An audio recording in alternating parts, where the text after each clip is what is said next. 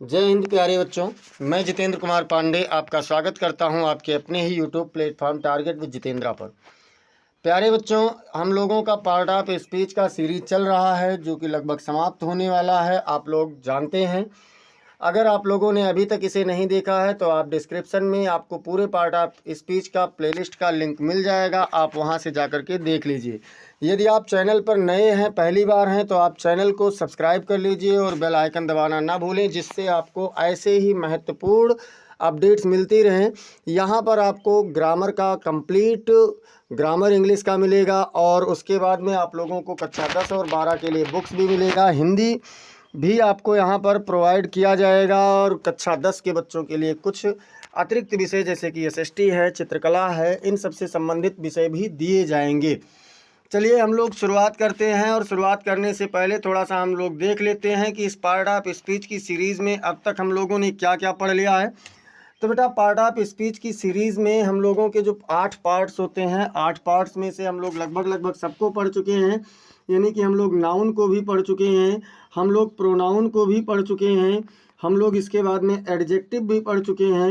Adjective के बाद हम लोगों ने एडजेक्टिव के अंतर्गत हम लोगों ने उसकी डिग्री पढ़ा है, और इसमें हम लोगों ने आर्टिकल भी पढ़ा है, आर्टिकल्स भी हम लोगों ने पढ़ा है। आर्टिकल्स के बाद में हम लोगों ने बेटा इसमें हम लोगों ने वर्ब का 2 पार्ट, फाइनाइट वर्ब और नॉन फाइनाइट वर्ब दोनों पढ़ा है। इसके बाद में हम लोगों ने एडवर्ब भी पढ़ा है। एडवर्ब के बाद में हम लोगों ने प्रीपोजिशन पढ़ा। प्रीपोजिशन समाप्त होने के बाद हम लोगों ने कंजक्शन भी पढ़ा है। हम लोगों ने इसके बाद में कंजक्शन भी पढ़ा है, और कंजक्शन के बाद आज हम लोगों के इस पार्ट ऑफ स्पीच का अंतिम टॉपिक है इंटरजेक्शन, जो कि हम लोग पढ़ने चल रहे हैं। तो आप लोगों ने अगर अब तक इन समस्त वीडियोस को नहीं देखा है तो आप डिस्क्रिप्शन में आपको पार्ट ऑफ स्पीच का प्लेलिस्ट का लिंक है, आप वहां से जा करके समस्त वीडियोस देख लीजिए। इन सब के साथ साथ आप लोगों का एमसीक्यू टॉपिक वाइज भी करवाया गया है। चलिए हम लोग चलते हैं और शुरुआत करते हैं अपना इंटरजेक्शन वाला टॉपिक। तो इंटरजेक्शन वाले टॉपिक में देखिए है क्या, पहले निम्नलिखित वाक्यों को ध्यानपूर्वक पढ़ें। तो ध्यानपूर्वक पढ़ लेते हैं। Hello, what are you doing there, मतलब सुनिए आप वहाँ पर क्या कर रहे हैं।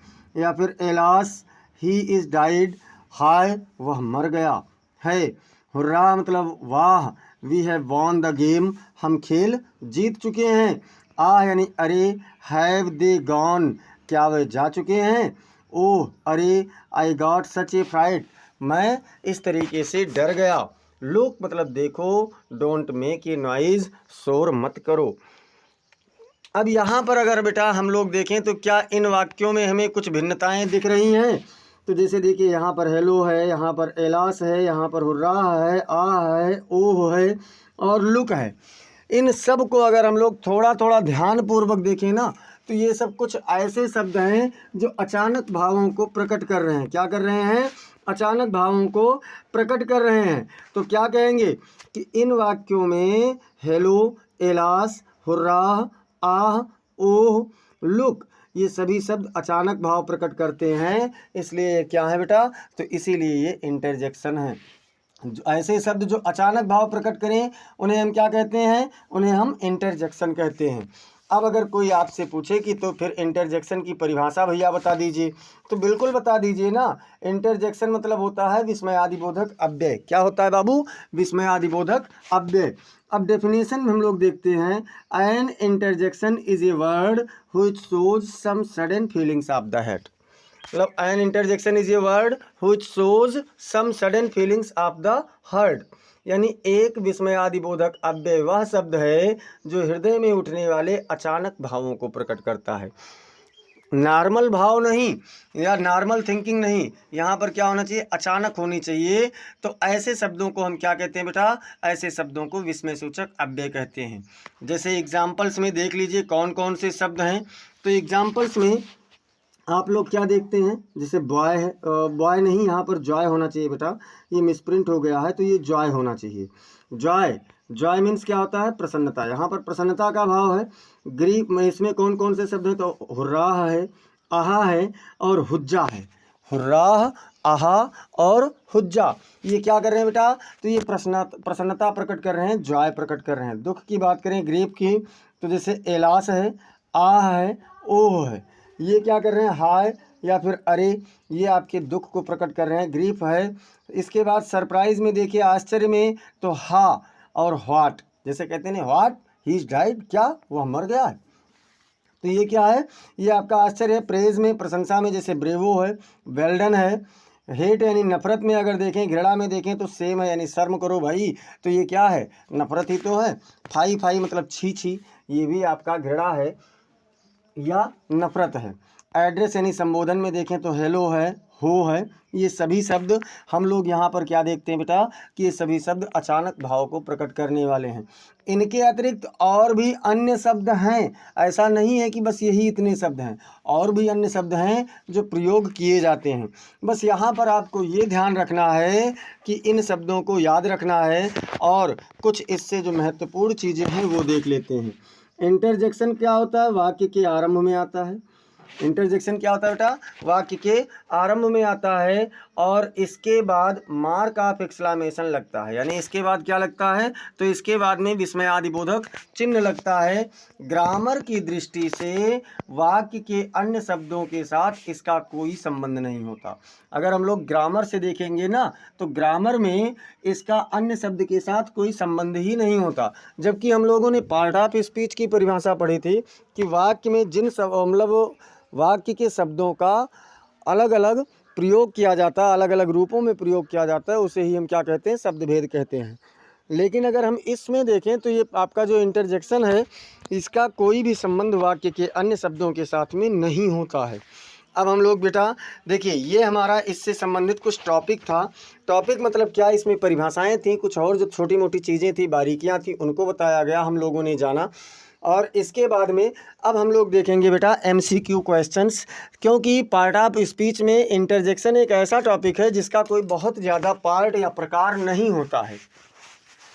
तो MCQ क्वेश्चंस देख लेते हैं। कह रहे हैं identify the interjection in the sentence, इस वाक्य में आप इंटरजेक्शन का पहचान कीजिए, विस्मयादिबोधक अव्यय का पहचान कीजिए।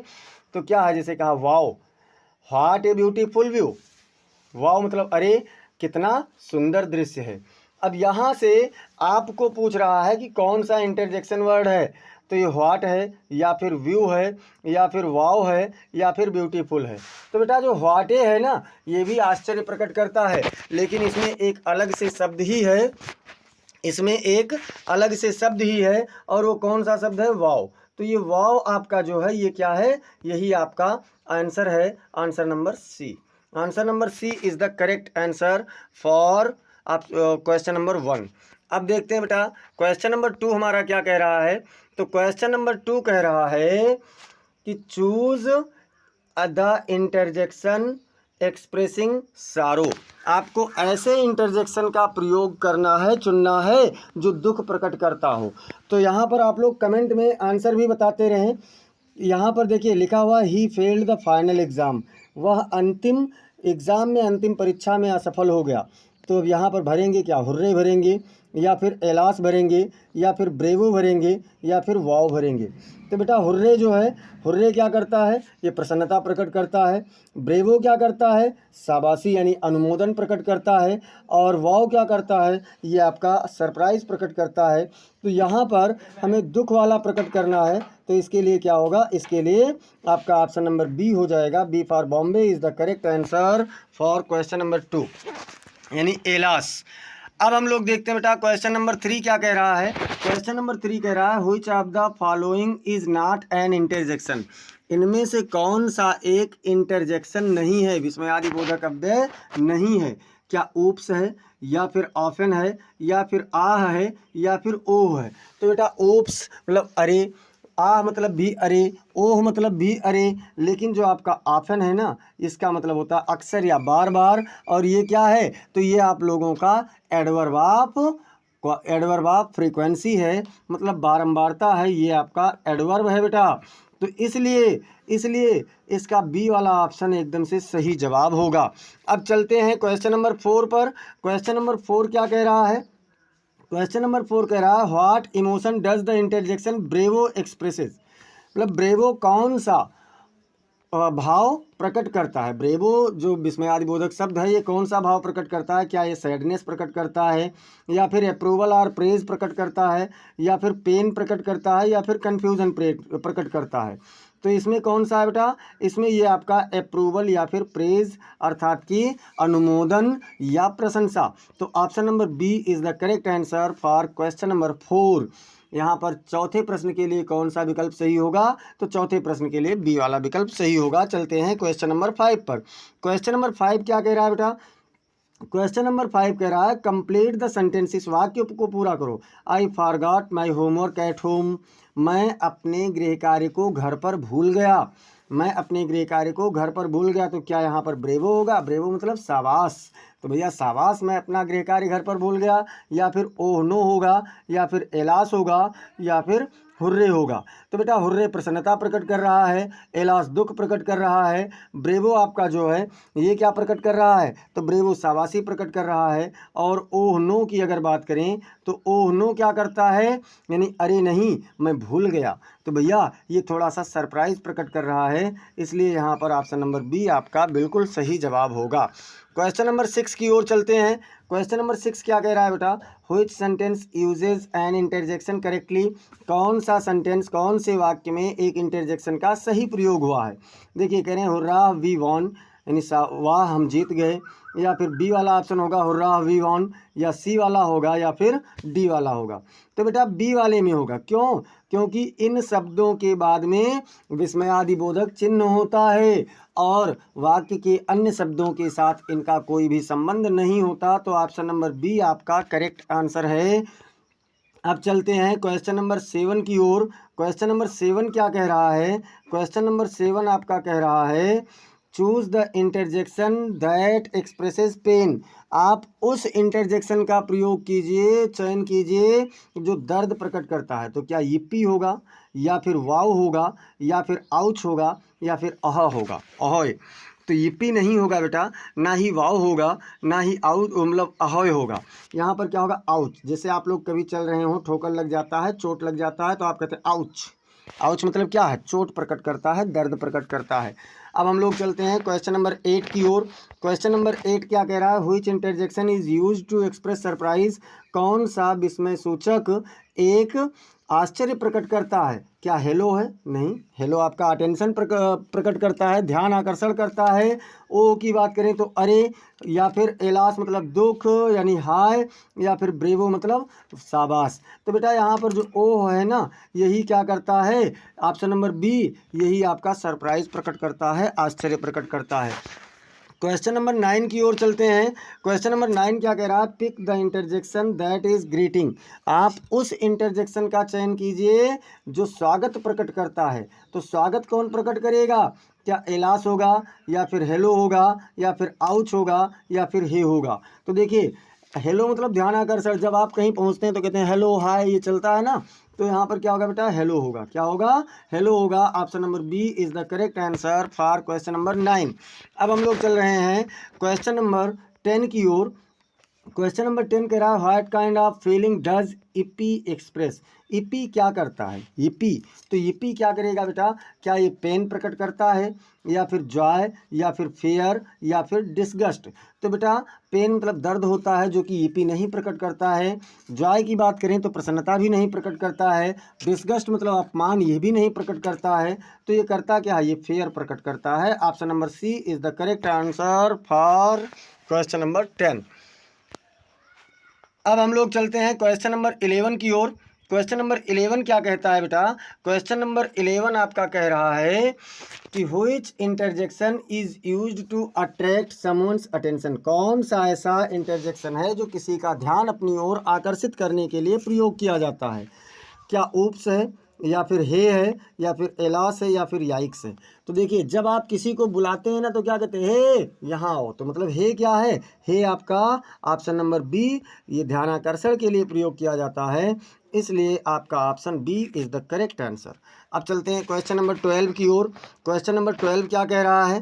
क्वेश्चन नंबर 12 कह रहा है बेटा which of the following shows hesitation और डाउट, कौन सा एक ऐसा है जो हिचकिचाहट या संदेह को प्रकट करता है? क्या होगा या फिर हुर्रा होगा या फिर ऊप्स होगा या फिर आहा होगा। आहा प्रसन्नता प्रकट करता है यानी जॉय प्रकट करता है। अगर हम बात करें ऊप्स की तो सरप्राइज प्रकट करता है, सरप्राइज प्रकट करता है।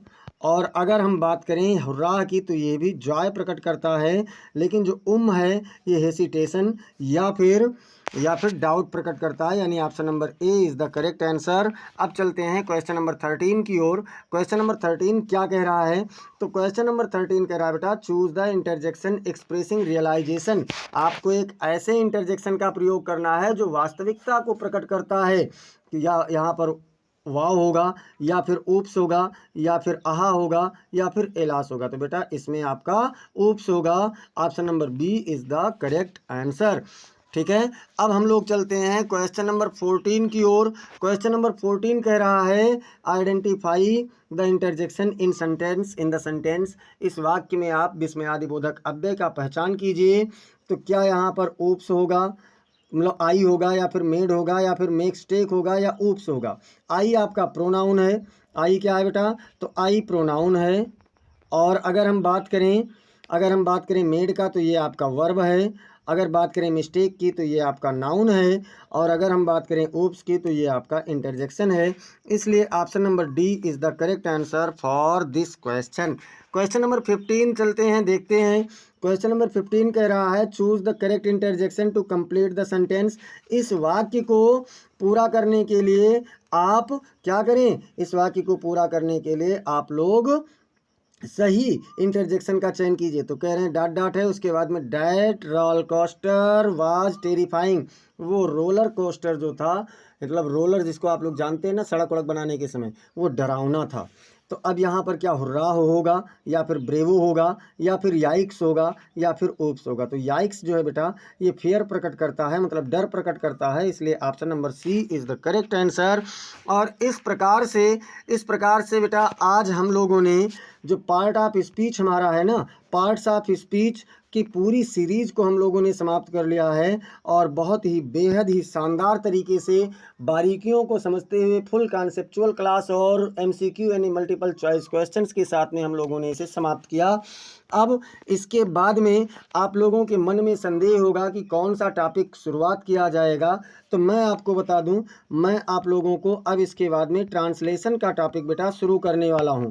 लेकिन अगर आप लोग कोई दूसरा टॉपिक शुरुआत कराना चाहते हैं, कोई दूसरा टॉपिक पढ़ना चाहते हैं, तो कमेंट सेक्शन में आप लोग ज़रूर बताइए।